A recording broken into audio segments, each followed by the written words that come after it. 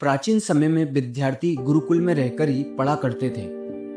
बच्चे को शिक्षा ग्रहण करने के लिए गुरुकुल में भेजा जाता था। बच्चे गुरुकुल में आश्रम की देखभाल किया करते थे और अध्ययन भी किया करते थे। वरदराज नाम के एक शिष्य को भी सभी की तरह गुरुकुल भेज दिया गया। वह आश्रम में अपने साथियों के साथ घुलने मिलने लगा, लेकिन वह पढ़ने में बहुत ही कमजोर था। गुरुजी की कोई भी बात उसके बहुत कम समझ में आती थी। इस कारण सभी के बीच वह उपहास का कारण बनता था। उसके सारे साथी अगली कक्षा में चले गए, लेकिन वो आगे नहीं बढ़ पाया।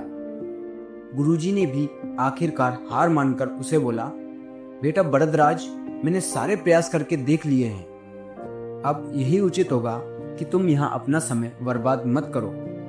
अपने घर चले जाओ और घर वालों की काम में मदद करो। वरदराज ने भी सोचा कि शायद विद्या मेरी किस्मत में नहीं है, और भारी मन से गुरुकुल से घर के लिए निकल गया। दोपहर का समय था। रास्ते में उसे प्यास लगने लगी। इधर उधर देखने पर उसने पाया कि थोड़ी दूर पर ही कुछ महिलाएं कुएं से पानी भर रही थी। वह कुएं के पास गया। वहां पत्थरों पर रस्सी के आने जाने से निशान बने हुए थे। तो उसने महिलाओं से पूछा, ये निशान आपने कैसे बनाए? तो एक महिला ने जवाब दिया, बेटा, ये निशान हमने नहीं बनाए। यह तो पानी खींचते समय इस कोमल रस्सी के बार बार आने जाने से ठोस पत्थर पर भी ऐसे निशान बन गए हैं। वरदराज सोच में पड़ गया। उसने विचार किया कि जब एक कोमल रस्सी के बार बार आने जाने से एक ठोस पत्थर पर इतने गहरे निशान बन सकते हैं, तो क्या निरंतर अभ्यास से मैं विद्या ग्रहण क्यों नहीं कर सकता? वरदराज ढेर सारे उत्साह के साथ वापस गुरुकुल आया और अथक कड़ी मेहनत की। गुरुजी ने भी खुश होकर उसका भरपूर सहयोग किया।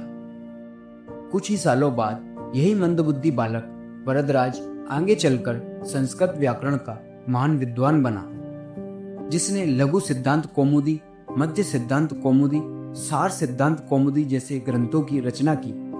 दोस्तों, अभ्यास की शक्ति का तो क्या ही कहना, यह आपके हर सपने को पूरा करेगी। अभ्यास बहुत जरूरी है, चाहे वह खेल में हो या पढ़ाई में या फिर किसी और चीज में। बिना अभ्यास के आप सफल नहीं हो सकते।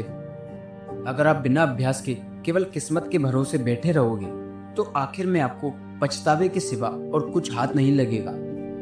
इसलिए अभ्यास के साथ धैर्य, परिश्रम और लगन रखकर आप अपनी मंजिल को पाने के लिए जुट जाएं। दोस्तों, कहानी से अगर आपको थोड़ा बहुत कुछ सीखने को मिला हो, तो वीडियो को एक लाइक और चैनल को सब्सक्राइब जरूर कीजिए। मिलते हैं किसी और कहानी के साथ। धन्यवाद।